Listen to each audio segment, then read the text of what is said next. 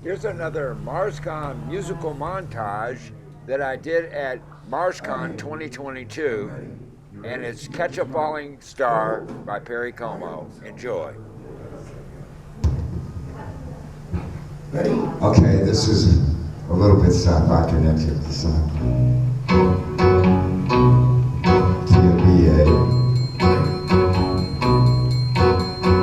Catch a falling star and put it in your pocket, never let it fade away. Catch a falling star and put it in your pocket, save it for a rainy day. For love may come and tap you on the shoulder some starless night. Just in case you feel you want to hold her, you'll have a pocket full of starlight. Catch a falling star and put it in your pocket, never let it fade away. Catch a falling star and put it in your pocket, save it for a rainy day. For love may come and tap you on the shoulder some starless night. And just in case you feel you wanna hold her, you'll have a pocket full of starlight. Catch a falling star and put it in your pocket. Catch a falling star and put it in your pocket, never let it fade away. Catch a falling star and put it in your pocket, save it for a rainy day. Rainy day. For when your troubles start multiplying, and they just might, it's easy to forget them without trying. With just a pocket full of starlight, catch a falling star and put it in your pocket, never let it fade away. Catch a falling star and put it in your pocket, save it for a rainy day. Save it for a rainy day. Save it for a rainy day.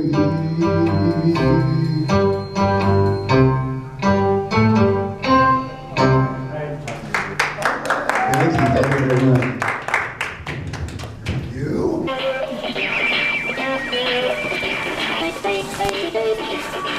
We love to party at MARSCON.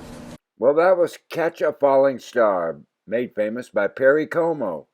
Now, at the MARSCON this year, 2022, we had a memorial for Wayne McCLOUD.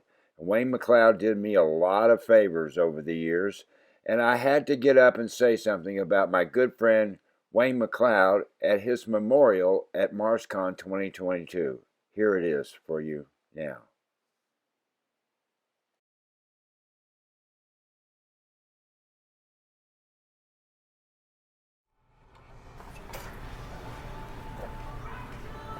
Hey, do you mind if I say something? Oh, please do. Hey, you know, the reason I came to Minneapolis in the first place was because my wife, she's from here. She grew up here.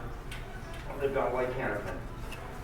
And that's how I got to know Minneapolis.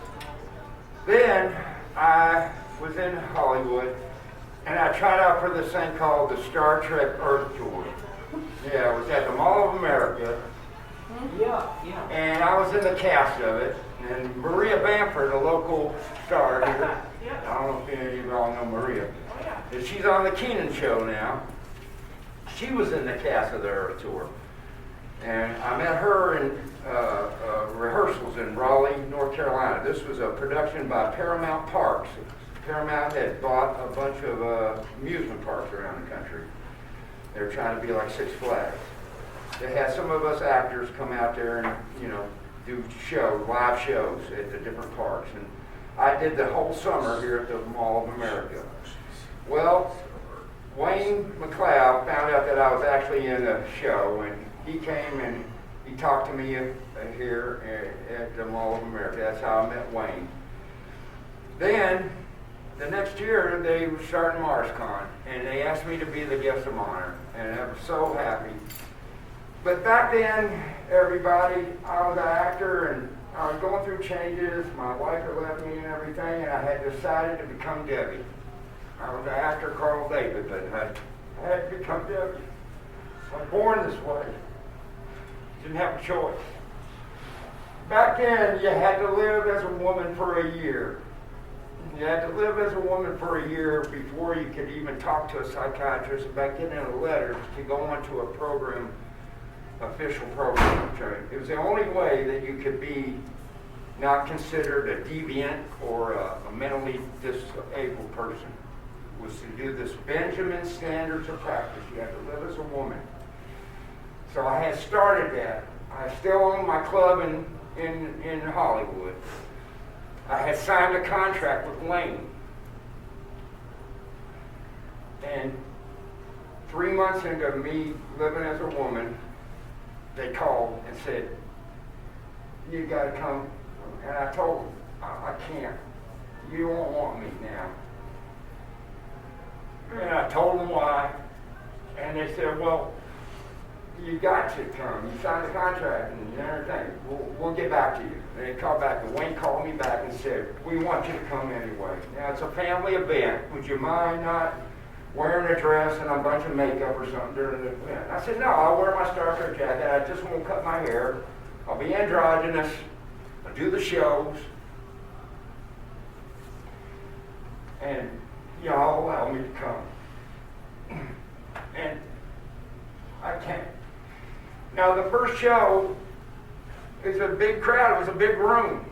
And the first 2 rows were full of blind people, blind Star Trek fans. And my show was a slideshow of me backstage with Brent and, Jonathan Frakes and all the people and pictures I had, of us filming at Paramount. And we projected them up on a screen with a carousel Kodak projector back then. And when I saw the first 2 rows were completely blind people, I told the people that put me on the stage, I said, why didn't you tell me that? I didn't, this is a visual show. But I decided right then to be like Ronald Reagan when he used to do radio broadcasts of football games. And he would describe it so well that people, and he became a radio star that way. And so I decided to do that. I described each picture. That night, I was dressed as Debbie. I was in a blue sequin dress. I was looking beautiful, I thought. And everybody was being so nice to me. The blind people came up and heard my voice. They said,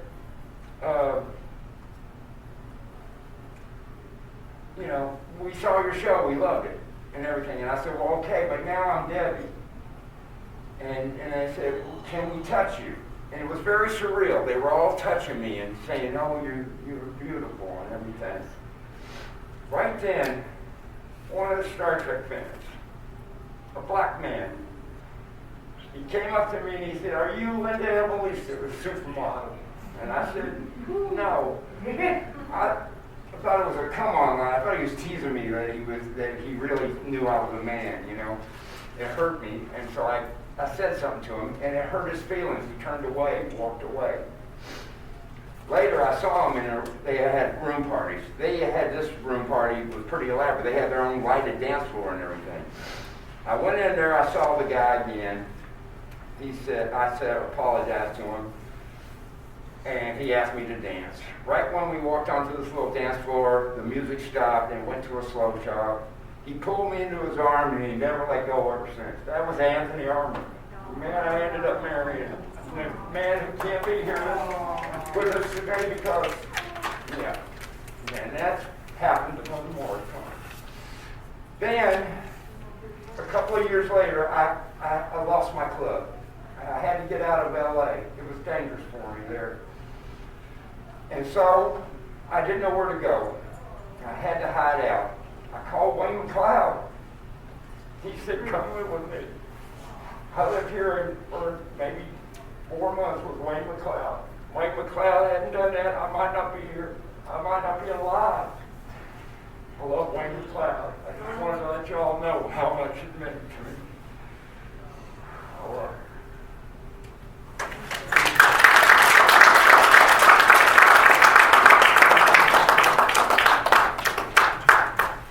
Well, I hope you enjoyed our little video here, and subscribe to our YouTube channel at Debbie D. David on YouTube. And we're not out of trouble yet. Yeah, the actor Daniel Davis, he was definitely at MARSCON, and Nansen Russell didn't get the communicator fix, and you know, we don't know where Guinan is these days either. So stand by for more. Please subscribe to our YouTube channel.